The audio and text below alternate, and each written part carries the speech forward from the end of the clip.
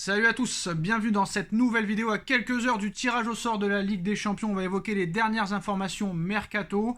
Alors c'est pas au 31 août minuit que le Mercato se termine, c'est le 1er septembre à minuit en fait. Donc voilà, ce sera à vérifier parce qu'il y en a qui se trompent, qui sont pas vraiment sûrs. Est-ce que c'est le 1er septembre minuit de la nuit du 31 au 1er ou est-ce que c'est dans la nuit du 1er au 2?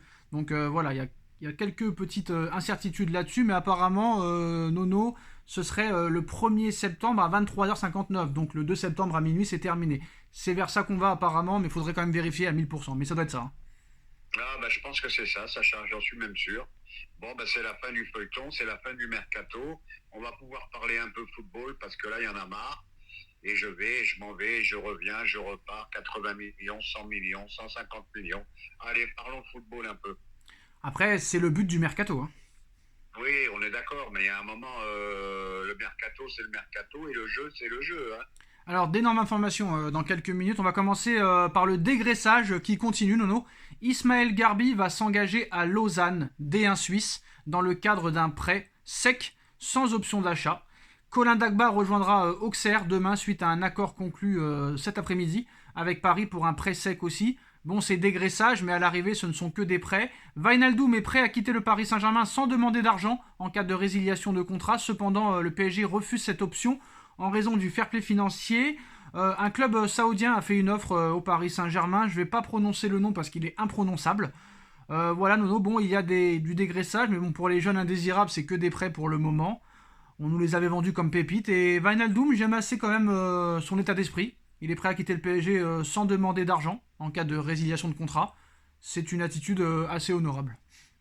Eh ben, les deux pépites, soi-disant pépites, bon, on a vu leur niveau. Donc ça vaut pas mieux que ce qu'ils ont trouvé. Et encore, comme tu as dit, c'est que des prêts. Quant à Villeneuve-Doum, ben, encore un regret pour moi. Un joueur que j'adorais, qui a disparu totalement de la circulation. On ne sait pas pourquoi ni comment. Donc voilà. Alors bon, voilà, c'est des regrets pour Wijnaldum, c'est dommage. Alors le club saoudien est entraîné par Steven Gerrard, qui exprime son intérêt pour le joueur, et le PSG est prêt à autoriser le transfert, mais il faut un transfert, ça c'est sûr et certain, pour rentrer dans les clous du fair play financier. Donc maintenant, Nono Barcola au Paris Saint-Germain, c'est officiel. Hein, voilà, le Paris Saint-Germain et l'OL ont trouvé un accord pour Bradley Barcola. L'ailier français est attendu à Paris ce matin. Très clairement, il est attendu ce matin. Là, il va passer sa visite médicale et signera son contrat. Donc voilà, Nono, Barcola qui va sûrement jouer contre déjà son équipe d'avant. Et surtout, l'OL peut dire un grand merci au PSG qui remet un petit peu ses finances à flot. Ouais, parce qu'en plus, on a vu que hier, ça a chauffé entre Monsieur John Textor et Olas. Bon, nous, c'est pas nos affaires. Mais très clairement, là, on leur rend service. Mais bon, Nono. Alors, je vais pas te dire. Je vais te dire quelque chose, honnêtement, Nono. Je vais te dire quelque chose. Parce que moi, je sais quand même, à raison garder, être objectif. Je ne dis pas que Ekitike est un bon joueur. Je dis juste que pour moi, on peut pas le juger sur une seule saison. Mais quand il est arrivé, j'étais pas. J'avais pas la hype. Je sentais pas le gars. Je me suis dit, ça va être une petite doublure, il va marquer quelques buts par-ci par-là, mais ce sera pas une grande réussite. Et c'est ce qui s'est passé. Après, il faudrait juger sur une saison. Mais je suis assez d'accord pour dire que voilà, peut-être que le joueur est limité. Mais par contre, la Nono, sur ce que j'ai vu, hein, alors je veux pas m'emballer, je me suis intéressé. Après, voilà, il faut regarder les matchs en entier. On les a regardés l'année dernière, quelques-uns. Moi, j'ai en tête le match contre Montpellier l'année dernière, là, le match fou 5-4, où Bradley avait été phénoménal. Sa rapidité exceptionnelle, son qualité de dribble exceptionnelle. Mais je sens, Nono, que si très clairement Enrique ne fait pas le bet avec lui, comme Galtier a fait le bet avec certains joueurs dont Hugo Ekitike, je la sens bien l'histoire. Je sens que le gars peut réussir. C'est mon avis, sur ce que j'ai vu. Eh ben moi, c'est pas ça mon problème. Moi, je te dis pas qu'il est mauvais. Moi, je te dis qu'il a 6 mois de Ligue 1. J'ai rappelé l'historique tout à l'heure dans une autre vidéo. Il ne faut pas oublier qu'il a failli être prêté juste avant d'être titulaire à Lyon. Donc voilà. Mais mon problème à moi, c'est combien de matchs il va jouer. Voilà. À part une blessure, comme on a dit, à Mais, part une blessure de Dembélé, moi, je vois pas quand il va jouer. mais Hein. non, c'est simple, Nono. Comme je te l'ai expliqué hier, Luis Enrique est un adepte de beaucoup de changements, des changements. S'il le fait rentrer 25-30 minutes par match et que le gars fait ses preuves, il y a de grandes chances que ça peut marcher. Mais, comme je te l'ai dit, Nono, il faut qu'Enrique fasse bien les choses aussi. Parce que ça sert à rien de le faire. S'ils veulent le faire rentrer à la 85e, c'est pas la peine de le faire jouer. Voilà, je sais que M. Henrique ne m'entendra pas. Mais ça sert à rien. Soit tu le fais rentrer à la 70e, 65e, ou soit tu le fais pas rentrer. Parce que ça sert à rien de les faire rentrer à 2 minutes de la fin. Ça n'a aucun intérêt. Même toi, Nono, t'as toujours dit moi, si on me fait rentrer à la 88e, je rentre même pas. Même pas, je rentre. Ah bah ça c'est sûr, mais le problème, et je me répète, le problème, si c'est pour le faire rentrer à la 60e ou attendre qu'il y ait une blessure pour qu'il joue, et ben voilà, parce que c'est bouché devant au PSG. C'est archi bouché. Voilà, Non, c'est bouché, c'est. Il est là. Oui, mais c'est bouché, mais quel attaquant pour le moment, à part Mbappé, est indéboulonnable. Ramos, il a encore tout à prouver. Bon, Asensio, il a marqué, mais il reste encore tout à faire. Dembélé, on n'est pas à l'abri de blessures. Et puis même, Nono, Dembélé, c'est bien d'être bon contre les petites équipes, tout ça, mais à un moment donné, il va falloir aussi être décisif, Nono. Et comme tu as dit, Enrique, avec son caractère, si Dembélé ne vient pas être plus décisif, peut-être que l'autre, il va décider à faire des choses. Hein. Parce qu'il faut que Dembélé, faut pas qu'il croie trop, ça y est, c'est la Ligue 1, je vais être titulaire tous les matchs. Attention. Et Nono, comme tu le sais, les matchs de Ligue des Champions, souvent que ça fera tourner, c'est sûr et certain. Ah ben, de toute façon, Enrique aime beaucoup les jeunes. Il nous l'a montré avec l'équipe d'Espagne et le Barça. Donc c'est peut-être là sa chance. Et c'est lui qui le voulait, Nono. Hein. Je sais pas si Galtier voulait critiquer à l'époque, mais c'est Enrique qui le voulait absolument apparemment. Hein. Ah ben c'est un choix de l'entraîneur. Alors on va voir s'il joue ou pas. Et comme tu as dit, Nono, attention aux pépites. Là, on parle du phénomène du Barça. Ça te rappelle personne? Ansu Fati, Nono, il y a 2-3 ans, qui était considéré comme une pépite. Et bah là, aujourd'hui, monsieur Ansu Fati, Nono, finit à Brighton. Alors, attention, Brighton, très très bon club. 6e de Première Ligue l'année dernière, et je crois qu'ils sont en tête cette saison. Mais voilà, je manque pas de respect à Brighton, qui est une très bonne équipe, mais voilà, qui aurait pu dire, Nono, il y a 2 ans, ou même encore 1 an, que Fati allait finir à Brighton, Nono? Eh ben voilà, il finit à Brighton, alors encore une fois, et souvent j'ai mis en garde tout le monde, et ils voient des pépites partout. Bon, ça c'est de la faute des médias, hein. Un bon match, ça y est, était en équipe de France. Hein. Bon ben voilà, les pépites, et ben pas autant pépites que ça. Et ben voilà, Ansu Fati finit à Brighton. Voilà, de Barcelone, tu passes à Brighton. Voilà, ça va très très vite dans le football. Joao Félix est tout proche de rejoindre le FC Barcelone. Ah bah Joao Félix, bon joueur, mais malheureusement flop à chaque fois.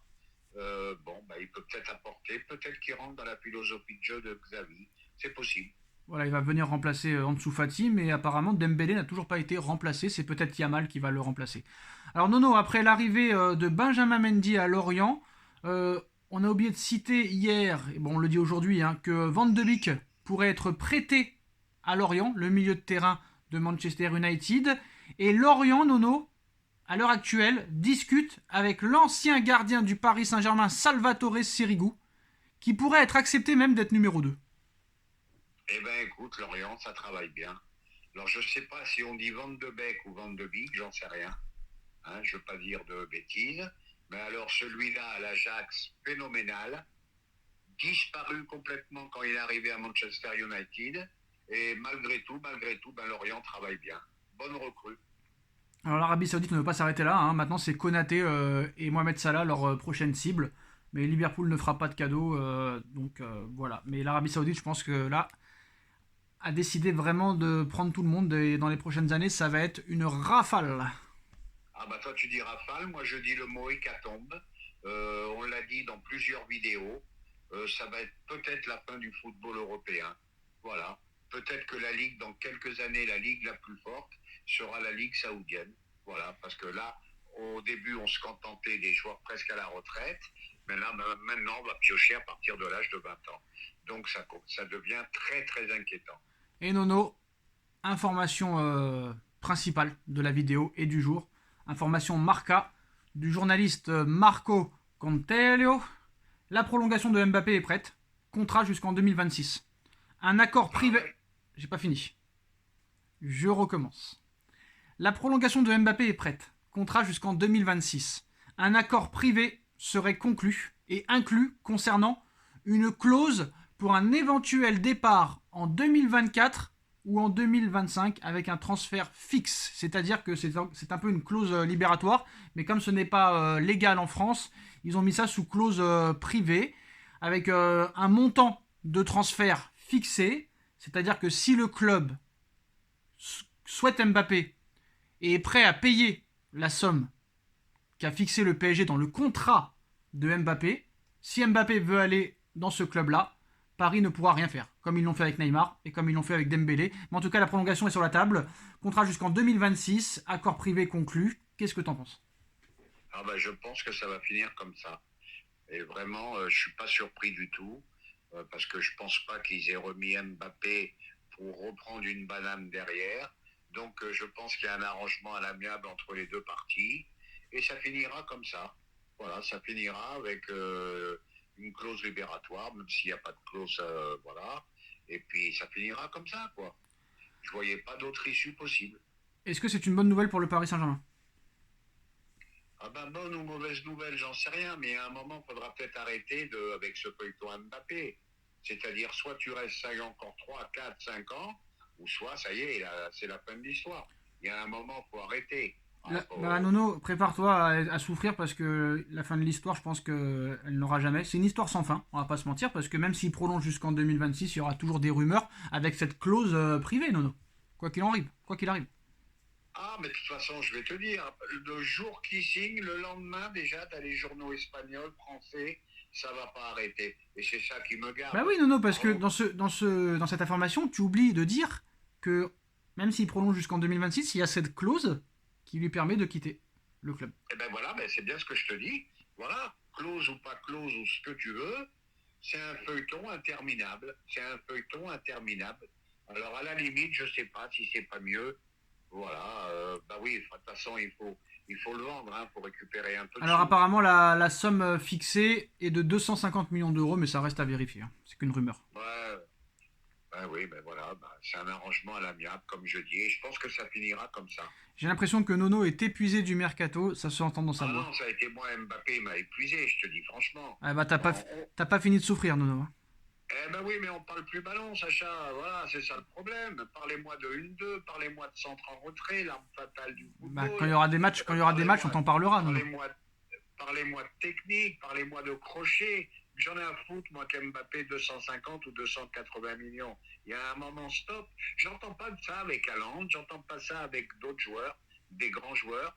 Voilà, Mbappé, Mbappé, Mbappé, Mbappé, Mbappé. Regarde l'équipe du soir, ils n'arrivent pas à faire un thème sans Mbappé.